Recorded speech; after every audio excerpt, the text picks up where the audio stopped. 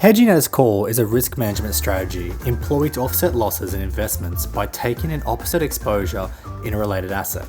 And it's a really common strategy in finance, particularly with interest rates or currency. Hedging is accomplished by purchasing an offsetting exposure. It's that simple. So for example, if a company has a liability to deliver 1 million euros in 6 months' time, it can hedge that risk now by entering into a contract to purchase 1 million euros on the same date of delivery so that it can buy and sell in the same currency on the same date. By doing this, they have hedged their risk. The reduction in risk provided by hedging also typically results in a reduction in potential profits. You are limiting your ceiling, but you're also limiting your bottom. Hedging requires one to pay money for the protection it provides, and that's known as the premium. Now what I want to talk about though is not traditional hedging. Not at all. All I want to do is give you a really good reason to invest, particularly in broad investments, which give you a wide diversification that goes beyond the simple financial wisdom of investing that I'm sure you've heard before already. Wow, I've never heard that one before. Investing simply hedges your exposure to market movements and provides a psychological barrier to some of the more negative but real effects of capitalism. So an easy example. Everyone loves to hate the banks. Your personal interactions with them may be quite negative.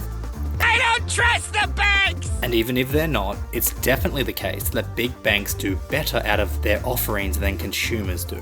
It's not a zero-sum game, and there is a degree of win-win that it can be made in an arrangement, but on the whole, companies don't offer their products or services out of the goodness of their own hearts. They do it to make a profit. Owning shares in companies mean you own a part of that company, so you benefit when they profit, even though as a consumer this profit comes at your expense. So with reporting season occurring for companies in Australia right now, a lot of companies that are dominant in the market are being accused of using inflation as a scapegoat to increase their prices, which have led to record profits in industries like what we've seen with the major airlines, grocery stores and banks. It has a lot of people pretty angry, and rightfully so. The more socialist-minded part of me has a lot of empathy with that view.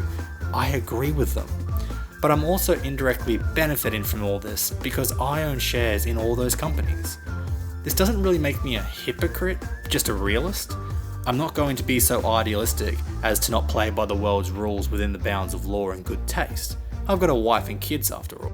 And this is true with housing as well. Australia is currently dealing with the worst housing affordability in 30 years for a number of reasons. And from what I see in the YouTube comments, a lot of people in the US are experiencing something similar.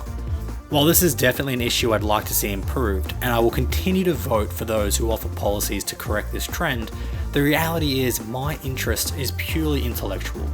My property investments have done well because of the increased prices. My rental yields could have gone up if I chose to raise them to meet the market.